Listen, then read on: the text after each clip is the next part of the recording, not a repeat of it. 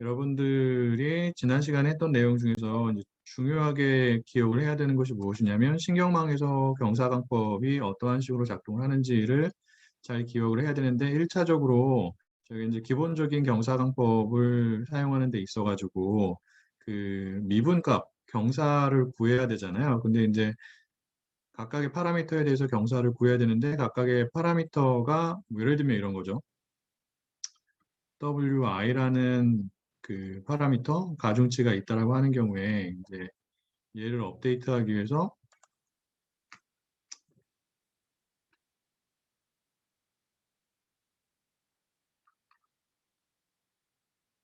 이러한 경사항법을 사용할 수 있는 거잖아요. 근데 이제 요 경사를 구할 때 파라미터의 값이 달라짐에 의해서 비용 함수의 값이 직접적으로 그 영향을 받는 게 아니라 중간에 어떠한 과정들을 거쳐가지고 영향을 받기 때문에 우리가 요 미분값을 구하기 위해서는 합성함수의 미분 공식, 즉 연쇄 법칙을 이용을 해야 된다라는 것을 여러분들이 잘 기억을 해야 되는 거고요. 그리고 연쇄 법칙을 통해서 미분을 특정한 그 텀들로 표현을 했을 때 이제 그 텀을 이용을 해가지고 우리가 경사강법을 이용해서 어떻게 각각의 파라미터를 업데이트 하는지를 여러분들이 잘 기억을 해야 되는데 일단 각각의 관측치에 대해서 여러분들이 만약에 미니 배치 방법을 사용한다 그러면 그 미니 배치라고 하는 그 데이터 셋에 존재하는 여러 개의 관측치들에 대한 데이터를 다 독립변수의 값을 다 입력을 받은 다음에 걔네들을 가지고 비용 함수를 일단 먼저 계산을 하고 역으로 진행을 해가지고 즉 역전파 방법을 써서 파라미터의 값들을 순차적으로 부터 뒤쪽부터 순차적으로 업데이트를 한다라고 제가 얘기를 했습니다. 그리고 만약에 스타게스틱 그레디언트 디센트 방법을 쓴다라고 하면은 한 번 업데이트할 때 여러분들이 사용하는 관측치가 하나이기 때문에 하나에 대한 독립변수 정보를 입력 관측치에 대한 그 비용 함수를 계산을 하고 역시나 마찬가지로 역전파를 사용을 해가지고 출력층에 가까운 파라미터들부터 순서대로 업데이트를 하는 식으로 작동을 한다라고 얘기를 했던 거고요. 그 다음에 이제 또 기억을 해야 되는 게 무엇이냐면 경사소실 문제를 기억을 해야 되는 거죠. 그래서 경사소실 문제가 무엇이라고 얘기를 했냐면 여러분들이 이러한 그 경사항법을 사용을 하게 된다면 이 경사의 값이 굉장히 중요한 역할을 하는데 이 값이 얼마에 가깝게 되면 0에 가깝게 되면 어떠한 문제가 발생을 하는 거예요? 업데이트가 발생하지 않는 문제가 발생을 하는 거죠. 이제 그러한 문제를 우리가 경사소실 문제라고 했던 거고 경사소실 문제 같은 경우에는 가장 주요한 이유가 원인이 무엇이라고 얘기를 했냐면 은닉층에 존재하는 활성화 함수가 시그모이드이거나 하이퍼볼릭 탄젠트 같은 경우에는 걔네들이 어떠한 형태로 생겼기 때문에 이러한 S커브로 생겼기 때문에 은닉층에 들어가는 입력값이 이렇게 되겠죠. 너무 크거나 너무 작게 되면 이쪽에서 우리가 그 경사의 값, 접선의 기울기를 구해야 되는데 보면은 접선의 기울기가 0에 가깝게 되는 거죠. 이 부분에서는. 그렇기 때문에 그러한 경우에는 경사소실 문제가 더 잘 발생할 수 있다라고 얘기를 했고 그렇기 때문에 최근에는 이러한 그 S커브를 가지고 있는 활성화 함수가 그렇게 자주 사용되진 않습니다. 그래서 최근에 많이 사용이 되는 것은 보통 이제 렐루나 아니면 렐루를 약간 변형한 리키렐루 등이 많이 사용이 되고요. 특히 이제 시그모이드는 거의 사용이 안 돼요. 시그모이드를 사용할 바에는 무엇을 사용하는 게 일반적으로 거의 항상 더 좋다고요?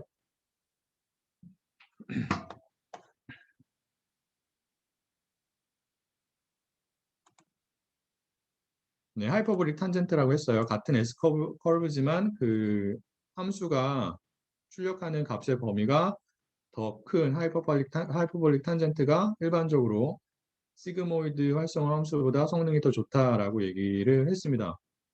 하지만 하이퍼볼릭 탄젠트 같은 경우도 여전히 S커브의 형태를 띠고 있기 때문에 경사소실 문제에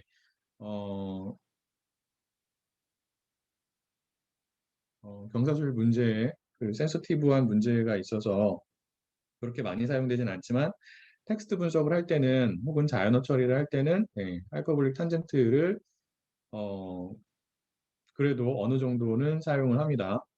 자, 그 다음에 여러분들이 또 기억을 해야 되는 게 무엇이냐면 기본적인 경사강법이 갖는 단점에 대해서 기억을 해야 되는데 기본적인 경사강법이 갖는 단점이 두 가지가 있었죠. 첫 번째는 무엇이냐면 이전에 업데이트된 내용이 반영이 되지 않는다. 지금 업데이트를 할 때. 그리고 또 어떠한 단점이 있었냐면 그 러닝 레이트의 값이 업데이트가 몇 번째 이루어지고 있는지와 상관없이 고정되어 있다. 그래서 이렇게 되면 그 새들 포인트라고 하는 지점을 잘 벗어나지 못한다. 그리고 속도가 느리다라고 하는 단점이 있어서 이러한 단점을 보완하기 위해서 새로운 옵티마이저들이 많이 제안이 되었다라고 얘기를 했습니다. 그래서 그러한 추가적인 옵티마이저들이 무엇이 있고 그러한 옵티마이저들의 특성이 무엇인지를 여러분들이 기억을 해야 되고 모멘텀이 있고 그 다음에 어댑티브 그레디언트 그 다음에 RMS 프랍 뭐 이런 것들이 있었죠. 아담 뭐 이런 것들이 있었어요. 그래서 이런 것들에 대해서 여러분들이 잘 기억을 하고 있어야 되는 거고 그 다음에 웨이트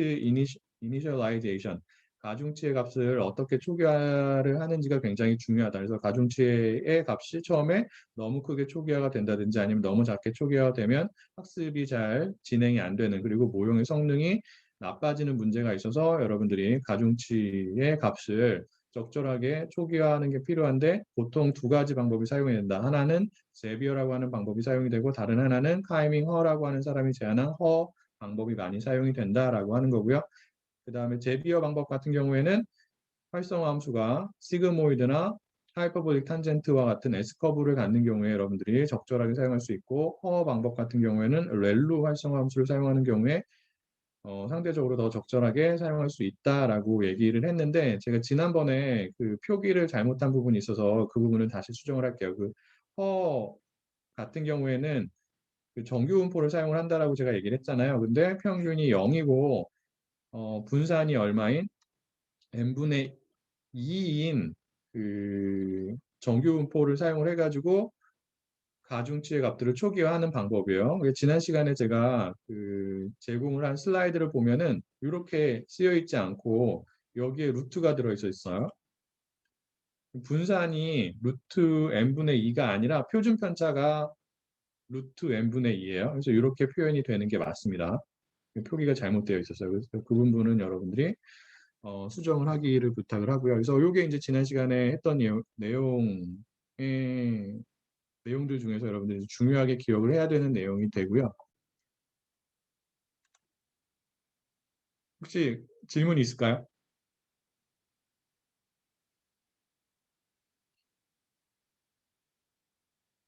자, 그리고 저희가 그 기본적인 신경망, 피드포워드 뉴럴 네트워크를 이용해서 두 가지 문제를 풀어봤었죠. 하나는 이제 그 보스턴 하우징 프라이스라고 하는 데이터셋을 이용을 해가지고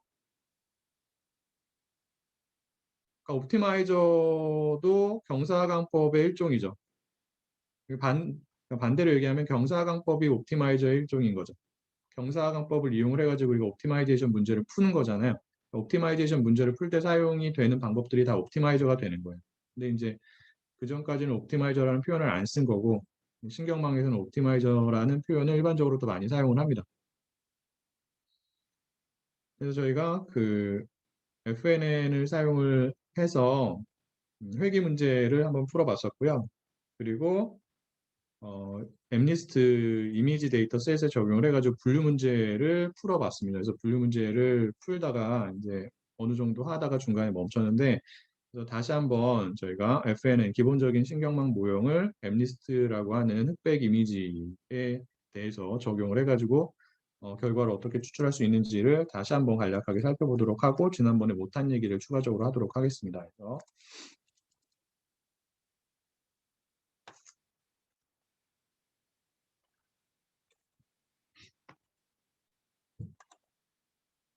이 파일을 보면 되고요. FNN 엠리스트 이그샘플이라고 하는 주피터 노트 파일을 보면 되고 지난번에 했던 내용은 간략하게 얘기를 하거나 아니면 얘기를 하지 않고 그냥 넘어가도록 하겠습니다. 그래서 텐서플로우랑 케라스를 임포트를 하고요. 그 다음에 엠리스트 데이터 셋을 다운로드 받습니다. 다운로드 받으면 학습 데이터에 대해서 이런 식으로 데이터가 저장이 되어 있는 것을 확인할 수가 있어요. 그래서 각각의 이미지가 몇 곱하기 몇으로 되어 있는 거예요, 지금. 여러분들이 이제 여기서 확인을 할 수 있어야 되는 게 무엇이냐면 요게 이제 이미지의 사이즈를 의미하는 겁니다. 그래서 28 곱하기 28이 되는 거죠. 총 몇 개의 픽셀이 있는 흑백 이미지예요? 여기가 28이고 여기가 28이죠. 그래서 총 784개의 픽셀들이 있는 이미지에 대한 데이터가 되고 그러한 이미지가 몇 장 있는 거예요? 학습 데이터에 6만 장이 있는 거예요.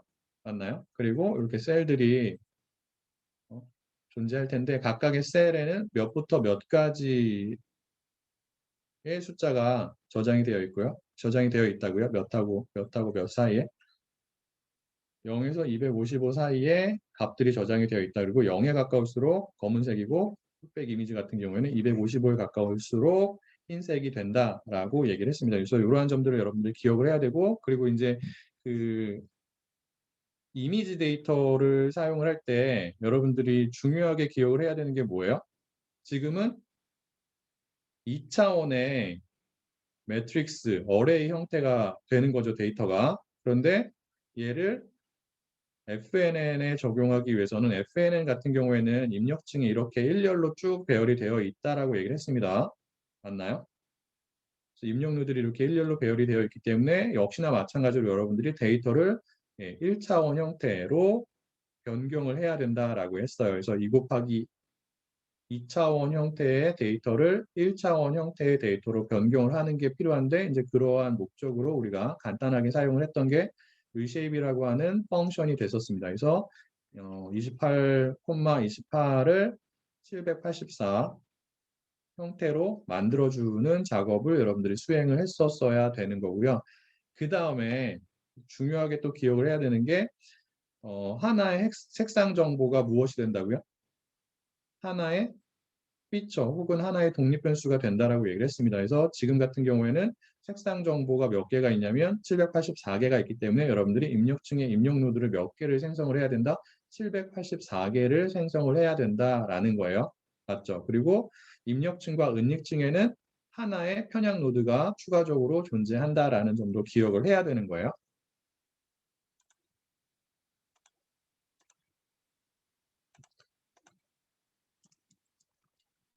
이건 넘어가고요. 그래서 신경망을 구축하기 위해서 우리가 이제 sequential 클래스를 사용을 한다라고 얘기를 했고요. 그래서 sequential 클래스에서 제공하는 add라고 하는 펑션을 사용을 해가지고 하나의 레이어씩 쌓을 수가 있다라고 얘기를 했습니다. 그래서 처음에는 입력층 다음에 나오는 첫 번째 은닉층을 쌓아야 된다라고 얘기를 했고요. 그래서 이거는 여러분들이 보면 되고 입력층은 따로 쌓지 않는다라고 얘기를 했어요. 그 다음에 또 다른 은닉층을 쌓을 수도 있지만 여기에서는 은닉층이 하나인 그리고 은닉층 안에 은닉 노드가 512개인 은닉층 하나만을 사용한다. 그 다음에 출력층을 쌓아야 하는데 출력층에 존재하는 노드의 수는 지금은 분류 문제이기 때문에 몇 개가 되어야 하는 거예요?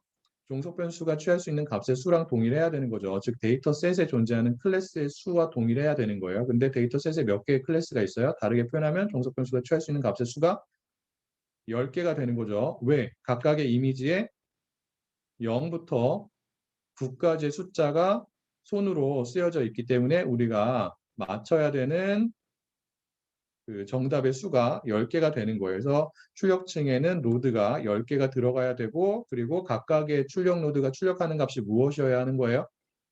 종속 변수가 각각의 값을 가질 확률을 출력을 해야 되는 거죠. 그러한 목적으로 어떠한 활성 함수를 사용하게 되냐면 softmax라고 하는 활성 함수를 사용한다라고 얘기를 했었습니다. 되고 그리고 그 다음에 여러분들이 이제 지정을 일단 자 그렇게 쌓으면 summary라고 하는 펑션을 이용해가지고 전체적인 구조를 여러분들이 확인할 수 있다라고 얘기를 했죠. 그래서 보면은 입력층은 안 나와 있어요. 첫 번째 은닉층이 나와 있고 그 다음에 출력층이 이렇게 나와 있습니다. 근데 은닉층이나 출력층이나 모두 일단 기본적으로 댄스라고 하는 클래스를 사용해서 생성을 하기 때문에 여기 이제 댄스라고 하는 이름이 다 들어가 있는 거고요. 자, 요거를 시각화를 해서 보고 싶어라고 하는 경우에는 케라스에서 제공을 하는 plot 언더바 모델이라고 하는 펑션이 있어요. 여기서부터는 설명을 안 했죠.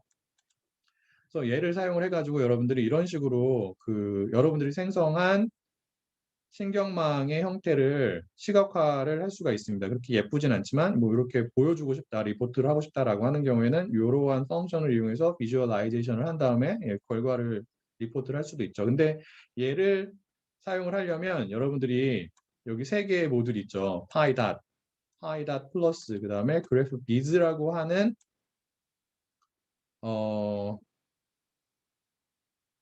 모듈들을 설치를 해야 돼요.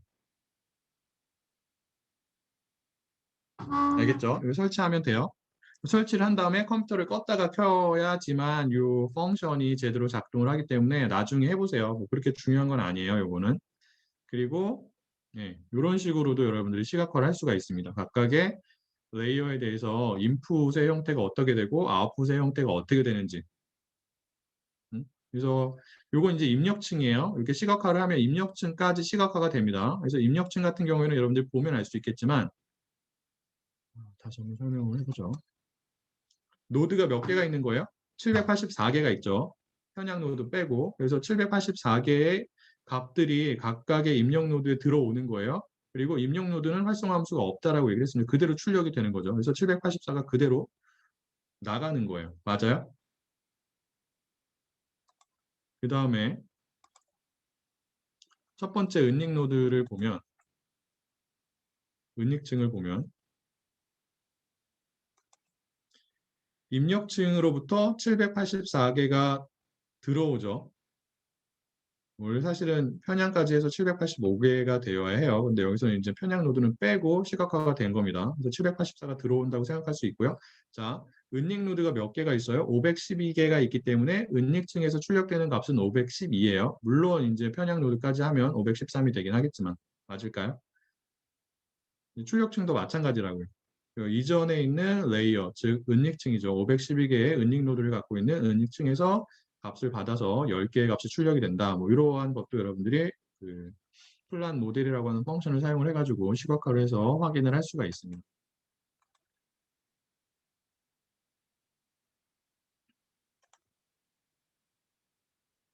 그 다음에 중요한 게 리쉐입을 해야 된다. 그래서 28,28을 784 형태로 만들어야 한다라고 제가 얘기를 했고요. 그래서 이런 식으로 리쉐입을 해가지고 각각의 이미지를 1차원의 어레이 형태, 즉 벡터의 형태로 변환을 하고 있습니다. 그 다음에 각각의 셀이 0하고 255 사이에 값을 갖는데 일반적으로 이미지 분석에서는 그러한 값을 그대로 사용하는 게 아니라 값을 0하고 1 사이로 노멀라이제이션을 해가지고 사용을 한다. 그래서 255로 값을 나눠서 그 결과물을 우리가 사용하게 된다라는 거고요.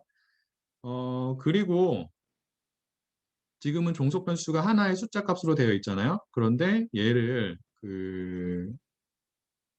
출력 노드가 10개인 출력 노드에서 나오는 값들이랑 계산을 해가지고 비용 함수를 우리가 도출하기 위해서는 원핫 벡터로 변환을 해야 된다라고 얘기했습니다. 그래서 그러한 목적으로 to 언더바 카테고리칼 펑션을 사용을 해가지고 각각의 종속 변수의 값을 원합 벡터, 즉 종속 변수가 원래 갖는 값에 해당하는 원소의 값만 1로 하고 나머지 원소의 값은 다 0으로 하는 벡터의 형태로 각각의 관측지에 대한 종속 변수의 값을 변환을 해야 된다라고 얘기를 했던 겁니다. 그래서 확인을 해보면 이렇게 되는 거죠.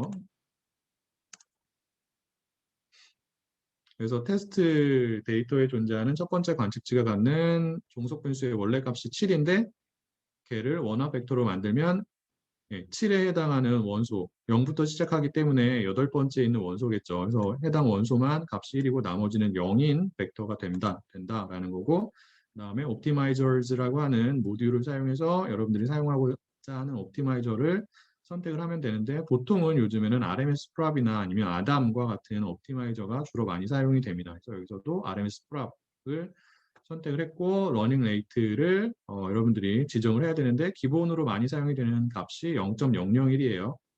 그래서 그 값보다 뭐 조금 더 값을 크게 해가지고 혹은 조금 더 값을 작게 해서 여러분들이 여러분 트라이를 해볼 수가 있습니다. 그 다음에 컴파일 펑션을 사용해서 어떠한 비용 함수를 사용을 할 거고 어떠한 지표를 사용해서 모형의 성능을 평가를 할 것인지를 우리가 지정을 하게 된다. 그래서 카테고리컬 크로스 엔트로피 비용 함수를 사용을 하고 그 다음에 accuracy라고 하는 지표를 사용해서 모형의 성능을 평가를 하겠다라고 해가지고 이렇게 하고요. 그 다음에 fit 펑션을 이용을 해서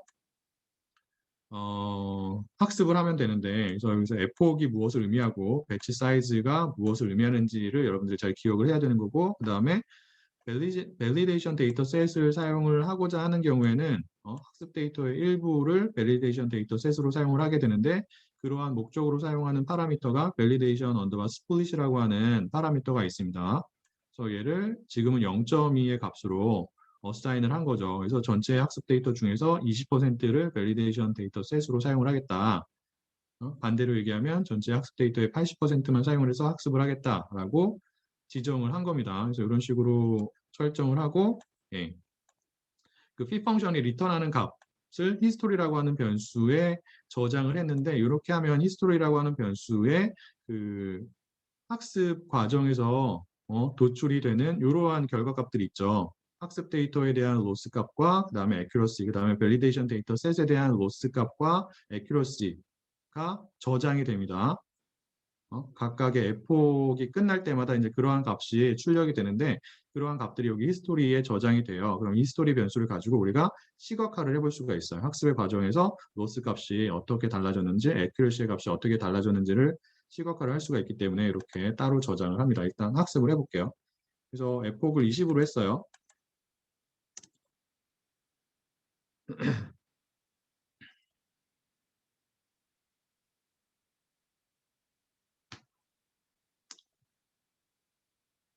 저 같은 경우는 지금 그 GPU를 사용을 하고 있기 때문에 CPU를 사용하는 것보다는 속도가 조금 더 빠릅니다. 제가 사용하는 GPU가 그렇게 좋은, 그러니까 그래픽 카드가 그렇게 좋은 그래픽 카드는 아니어서 속도가 엄청 빠르진 않지만 그래도 CPU만을 사용하는 것보다는 조금 속도가 빨라요. 자, 이렇게 해서 학습이 끝났어요. 그리고 만약에 여러분들이 학습의 결과로 도출이 된 모형이 마음에 든다라고 하는 경우에는 save 펑션을 이용을 해가지고 H5 확장자의 형태로 저장을 할 수가 있고 나중에 불러와서 load 펑션을 이용해서 불러와가지고 그대로 사용을 할 수가 있습니다. 그래서 테스트 데이터에 대해서 evaluate 펑션을 가지고 평가를 해보면 예, 이렇게 나오는 거죠. 그래서 첫 번째 값이 평가 데이터에 대한 로스 값이 되고요. 두 번째 값이 accuracy의 값이 됩니다. 그래서 0.98 정도가 나온 거죠. 그다음에 특정한 그 하나의 이미지에 대해서 여러분들이 지금 그 학습을 통해서 나온 모형을 이용해서 종속 변수의 값을 예측하고 싶다라고 하는 경우에는 predict 펑션을 사용하면 돼요. 그래서 지금은 테스트 데이터에 있는 첫 번째 이미지에 대해서 우리가 예측을 하고 있습니다. 그러면 예측을 하면 predict 펑션이 리턴하는 값은 무엇이냐면 예, 확률 값이에요. 종속 변수가 취할 수 있는 각각의 값에 대한 확률 값. 그래서 이게 뭐예요? 첫 번째 값, 즉 0이라고 하는 값을 종속 변수가 취할 확률이 여기 나온 거고요. 요거는 1의 값을 취할 확률 이렇게 나온 거죠. 그래서 보면은 예, 몇 번째죠? 여덟 번째 원소의 값이 제일 크게 나왔어요. 그래서 어, 정답이 우리가 7이라는 것을 확인할 수가 있습니다. 제대로 예측을 한 거죠. 맞나요?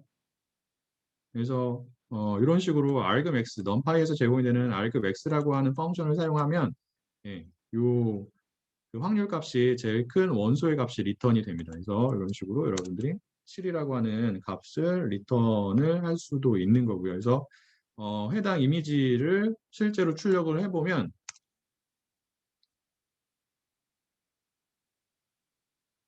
이걸 안 했죠?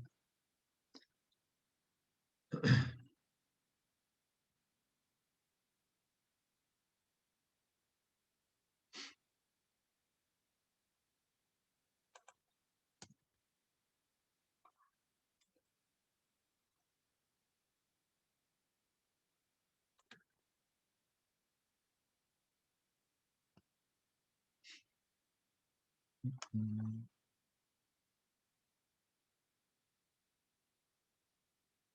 그래서 해당 이미지를 실제로 출력을 해보면 7이 쓰여져 있는 것을 확인할 수가 있습니다. 그래서 모형이 제대로 예측을 했다라는 것을 여러분들이 확인할 수가 있고요. 그 다음에 뭐 요거 이제 분류의 문제니까 여러분들이 그 기계학습 시간에 배웠던 컨퓨전 매트릭스를 이런 식으로 생성을 할 수가 있고요. 컨퓨전 매트릭스라고 하는 펑션을 사용해서 그 다음에 클래시피케이션 리포트를 사용을 해가지고 각각의 클래스에 대한 리콜이랑 프리시전이랑 그 다음에 F1 스코어까지 여러분들이 이런 식으로 계산을 할 수가 있습니다. 이거는 뭐 다 아는 거기 때문에 그냥 넘어가도록 하고요. 자, 그 다음에 우리가 그 fit 펑션이 리턴하는 값을 히스토리라고 하는 변수에 저장을 했잖아요. 맞을까요? 그래서 거기 이제 사전 형태의 데이터가 저장이 되게 되는데 그 히스토리 변수에 저장이 된 결과를 이용해서 이런 식으로 시각화를 할 수가 있어요. 그래서 히스토리에는 두 가지 종류의 그 값들이 저장이 된다. 그래서 로스 값이 저장이 되고 그 다음에 accuracy 값이 저장이 된다. 어떠한 데이터 셋과 어떠한 데이터 셋에 대해서 학습 데이터와 그 validation 데이터 셋에 대해서 검증 데이터 셋에 대해서 두 가지의 값들이 각각의 에폭마다 저장이 되기 때문에 우리가 그러한 값을 이용해서 시각화를 할 수 있다. 그래서 여기서는 먼저 비용함수의 값을 보고 있는 거죠. 이런 식으로 시각화를 하면 되고요.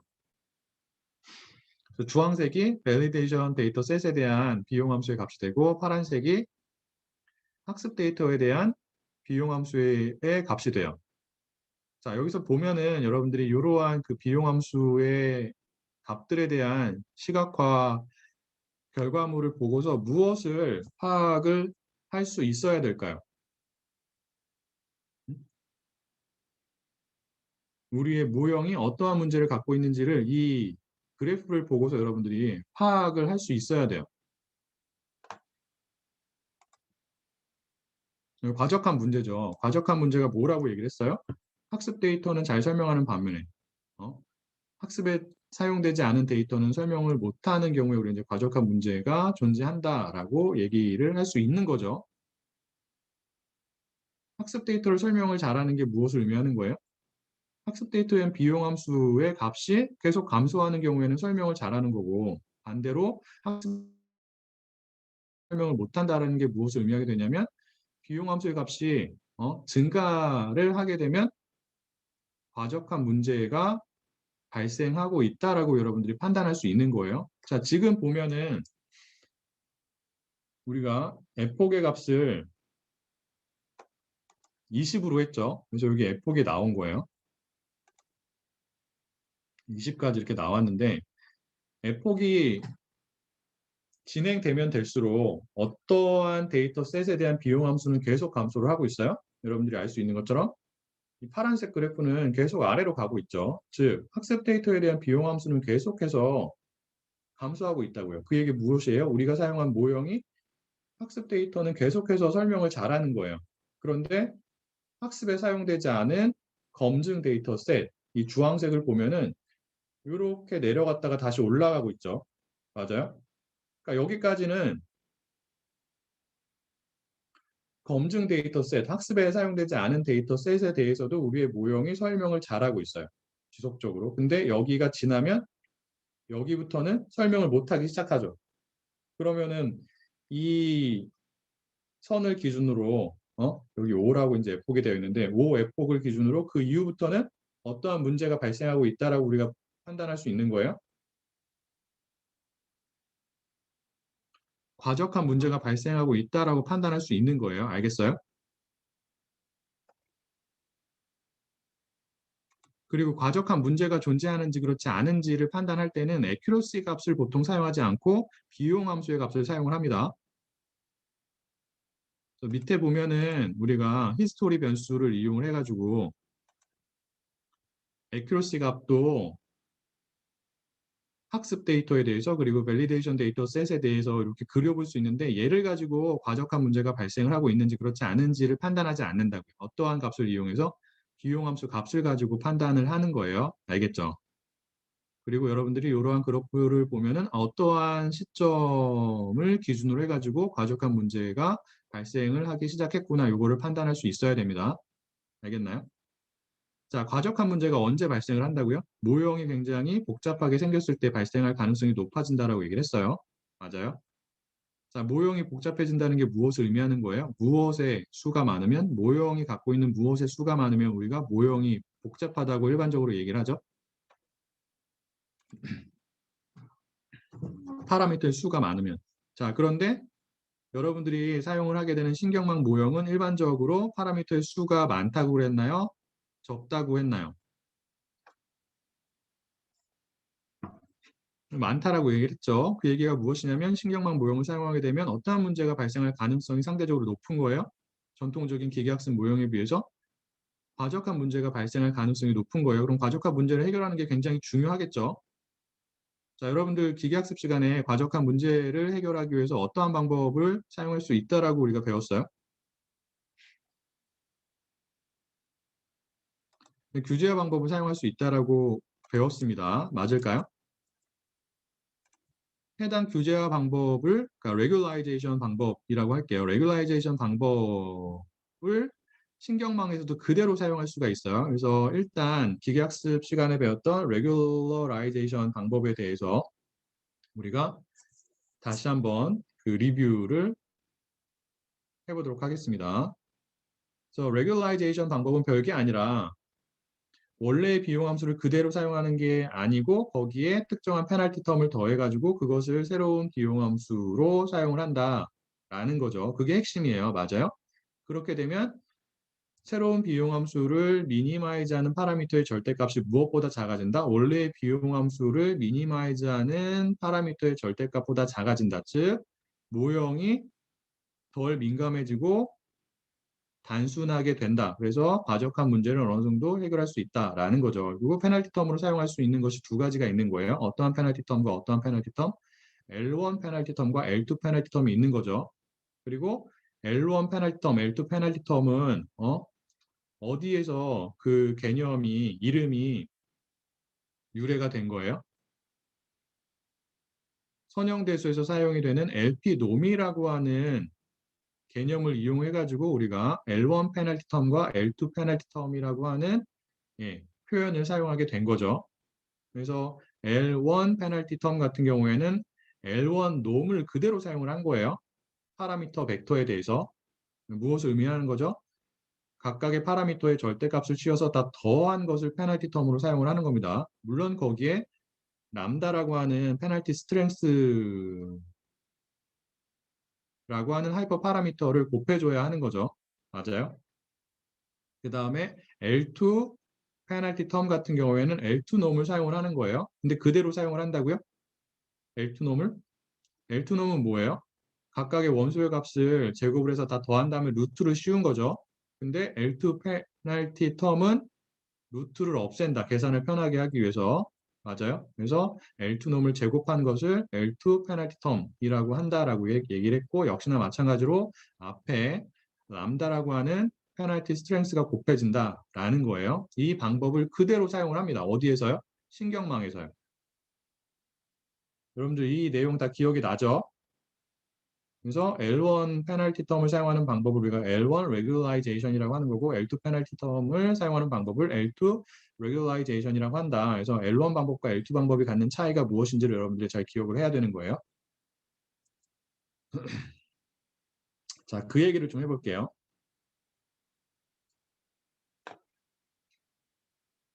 그리고 그 얘기를 하기 이전에 여기 보면 제가 이제 회귀 문제 풀어봤고 그다음에 이미지 데이터에 대해서 분류 문제 풀어봤잖아요. 그리고 이제 여러분들이 직접 해볼 수 있는 게 그 또 다른 엠니스트 데이터 셋이 있어요. 그래서 지금까지 우리가 다룬 엠니스트 데이터 셋은 각각의 이미지가 가지고 있는 값이 무엇이냐면 사람들이 손으로 쓴 숫자에 대한 값이 되는 거고요. 그리고 이제 또 다른 종류의 엠니스트 데이터 셋은 여기 나와 있는 것처럼 패션 엠니스트 데이터 셋이에요. 그래서 각각의 이미지에 패션 아이템, 신발이 될 수도 있고 옷이 될 수도 있고 그러한 패션 아이템을 저장하고 있는 이미지 데이터 셋을 우리가 패션 엠니스트 데이터 셋이라고 합니다. 얘도 역시나 마찬가지로 종속 변수가 취할 수 있는 값의 수가 10개예요. 즉 데이터 셋에 존재하는 클래스의 수가 10개가 됩니다. 그래서 뭐 티셔츠, 트라우저, 풀오버, 뭐 드레스 이런 것들이 있는데 얘도 흑백 이미지예요. 그래서 여러분들이 숫자 엠리스트 데이터 셋에 대해서 했던 것을 그대로 사용을 해가지고 얘를 분석할 수 있어요. 이건 여러분들이 직접 해보세요. 저희가 시간이 그렇게 많지는 않기 때문에 수업 시간에 제가 다시 보여주지는 않겠습니다. 관련된 코드는 여기 들어가 있어요. 이건 아마 지난주에 제가 러너스를 통해서 공지를 한 그 zip 파일 안에 들어가 있을 것으로 생각이 듭니다. 확인하면 되고요. 그 다음에 원래 하려고 했던 게 무엇이냐면 FNN을 이용을 해가지고 우리가 텍스트 데이터에 적용을 해서 센티멘트 애널리시스를 해보려고 했어요. 그런데 얘는 그 수업에서는 다루지 않겠습니다. 왜냐하면 이제 시간이 오래 걸리고요. 그리고 텍스트 분석 혹은 자연어 처리는 기본적인 신경망 모형, 즉 feed forward 뉴럴 네트워크를 사용하지 않아요. 실제 데이터 분석에서는. 그래서 얘를 해보는 게 큰 의미가 없어요. 물론 이제 신경망에서 텍스트 데이터를 다루기 위해서는 데이터를 어떤 식으로 준비를 해야 되는지 뭐 이런 것들에 대해서 여러분들이 배울 수 있긴 하지만 그거는 텍스트 데이터에 적용이 되는 순환 신경망이나 이런 거를 공부할 때도 여기 추가적으로 중복해서 다룰 필요는 없을 것 같다는 생각이 들고요. 그래서 요거는 여러분들이 해보면 도움이 되긴 하는데 수업에서 하기에는 시간이 오래 걸려가지고 좀 그렇다. 그래서 제가 확인을 한 사람도 있겠지만 러너스 공지사항에 별도의 자세한 튜토리얼을 만들어가지고 올려놓았습니다. 기본적인 신경망을 가지고 여러분들이 텍스트 데이터에 적용을 해서 센티멘트 어널리시스를 어떻게 하면 되는지에 대한 설명 파일을 올려놓았기 때문에 관심 있는 사람들은 그 파일을 보면서 직접적으로 코딩을 해보기를 부탁을 합니다. 알겠죠? 자세하게 설명을 달아놔가지고 여러분들이 그 튜토리얼만 보고서도 큰 어려움 없이 내용을 이해할 수 있을 거라고 생각이 들고요. 만약에 그 튜토리얼을 보면서 해보는데 잘 안 되는 사람 같은 경우에 혹은 이해가 잘 안 되는 부분이 있는 경우에는 저에게 질문을 해주면 제가 답변을 하도록 할게요. 이거는 그냥 넘어가도록 하겠습니다. 다음에는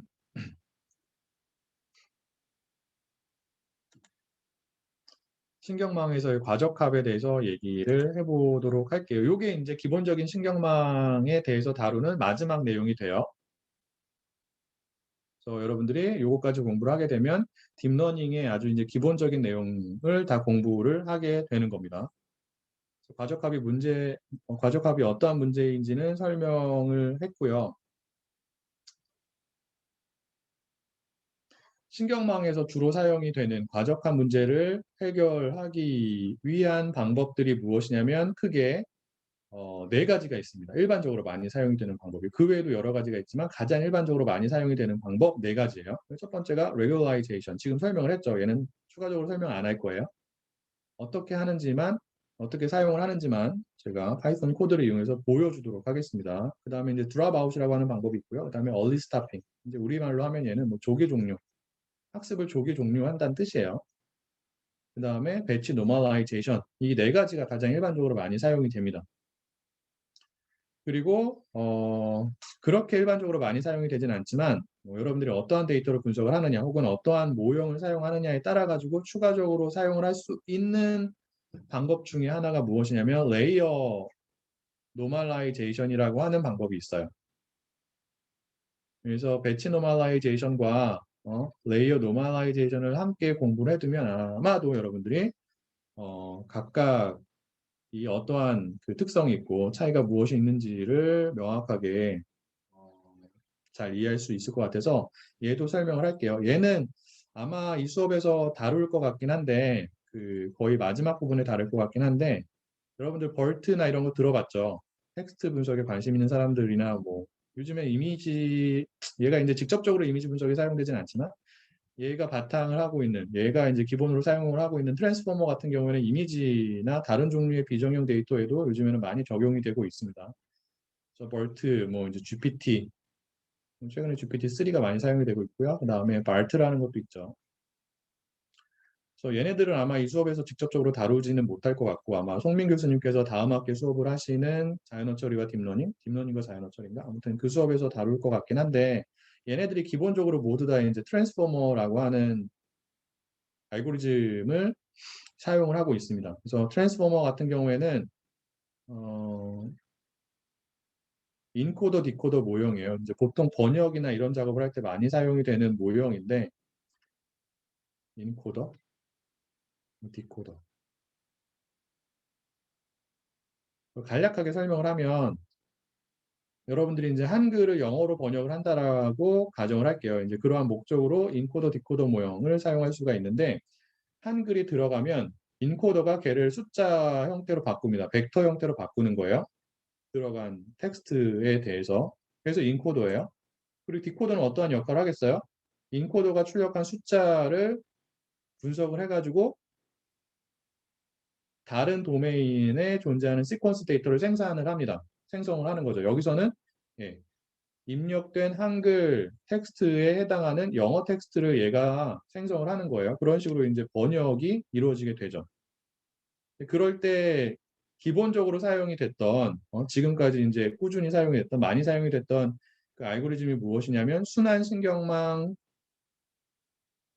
기반으로 한 알고리즘들이 많이 사용이 되었어요. 근데 이제 그러한 순환 신경망 알고리즘들이 성능이 그렇게 좋지 못해서 2017년에 17년이고 19년에 이제 트랜스포머라고 하는 17년인가 19년인가 정확히 기억이 안 나는데 트랜스포머라고 하는 어텐션 기반의 방법이 제안이 되었습니다. 얘도 역시나 마찬가지로 인코더 디코더 모형이에요. 근데 벌트 같은 경우에는 인코더 부분만을 사용한 거예요. 그래서 벌트 같은 경우에는 그 뭐 분류의 문제나 아니면 뭐 그 단어들 간의 엔티티 간의 관계를 파악을 한다든지 뭐 이러한 목적으로 많이 사용이 되고요. 그다음에 발트 같은 경우에는 인코더랑 디코더를 다 사용을 한 거예요. 그래서 발트 같은 경우에는 어떠한 목적으로 많이 사용이 되냐면 기존에 있는 텍스트를 요약을 할 때, 서머라이제이션을 할 때 많이 사용이 되는 그 모형이 되는 거고요. GPT 같은 경우에는 디코더만 사용을 했어요. 디코더를 사용을 해가지고 텍스트를 생산하는 것에 포커스가 된 게 GPT예요. 그래서 얘는 최근에 텍스트 생성 관련해서 굉장히 큰 인기를 끌고 있죠.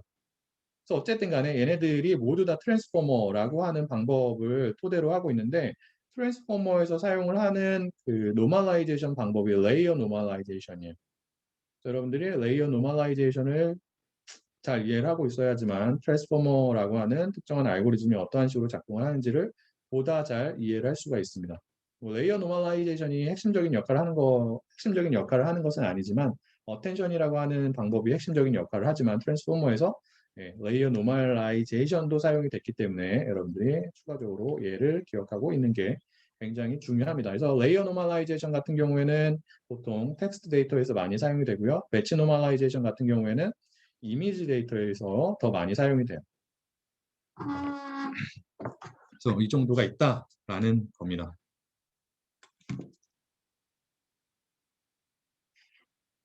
그래서 과적한 문제가 언제 발생을 하는지를 우리가 이러한 그 밸리데이션 데이터 셋에 대한 비용함수 값하고 그다음에 학습 데이터에 대한 비용함수의 값을 시각화를 해가지고 쉽게 파악을 할 수 있다라는 거죠. 그래서 여기 그 밸리데이션 데이터에 대한 비용함수의 값이 미니마이즈가 되는 요 지점을 시작점으로 해가지고 과적한 문제가 이제 발생하고 있다라고 판단할 수 있는 거예요. 맞나요? 이러한 과적한 문제가 존재한다라는 판단이 서면 여러분들이 이 앞에서 제가 얘기를 한 이러한 방법들을 적용해 볼 수가 있는 겁니다. 그래서 regularization 얘기를 한 거죠. 그래서 이러한 그 K개의 원소를 갖는 벡터가 있으면 해당 벡터에 대한 LP 놈이 이렇게 디파인이 된다라고 얘기를 한 거고 그래서 P 값이 보통 1 또는 2가 된다. 그래서 L1 놈과 L2 놈을 여러분들이 이런 식으로 계산할 수 있는데 걔네들을 이용한 게 L1 regularization과 L2 regularization이 된다라는 겁니다.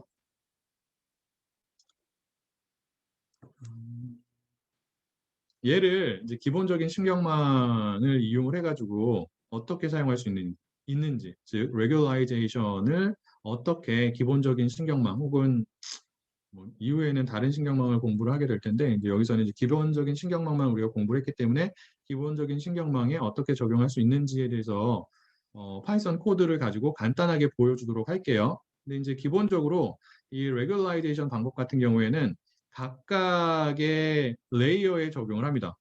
다르게 표현하면 각각의 레이어에 존재하는 파라미터에 적용을 하게 되는 거예요.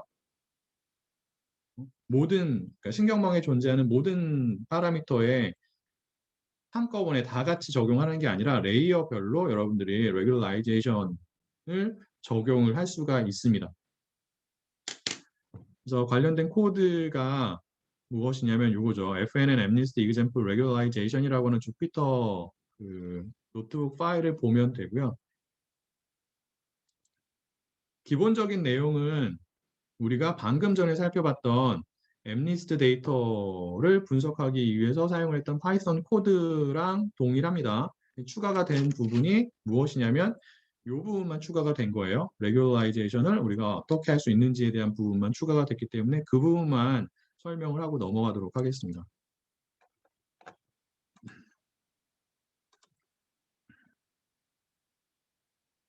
이 파일이죠. 나머지는 다 똑같은데 저희가 은닉층을 추가하기 위해서 댄스 클래스를 사용을 했잖아요. 맞나요? 나머지는 똑같죠. 그래서 512개의 은닉 노드를 사용을 하겠다. 액티베이션 펑션으로 렐루를 사용하겠다. 요거 했는데 추가적인 파라미터가 뭐가 있냐면 그 커널 언더바 레귤라이저라고 하는 것이 있어요. 여기에 여러분들이 어떠한 그 레귤라이제이션 방법을 사용할 것인지를 지정하게 됩니다. 명시를 하게 되는 거예요. 그래서 regularization 을 적용하기 위해서는 케라스에서 제공을 하는 regularizers라고 하는 모듈을 사용을 해요. 그래서 그 모듈을 이용해서 L1 방법을 지정할 수도 있고 L2 방법을 지정할 수도 있어요. 그래서 여기서는 첫 번째 은닉층에 존재하는 파라미터들에 대해서 regularization을 적용을 하는데 어떠한 방법을 쓰고 있는 거예요? 여기 L2라고 되어 있죠. L2 방법을 쓰고 있는 거예요. 요거는 뭐일 것 같아요? 0.001은 어떠한 값일까요?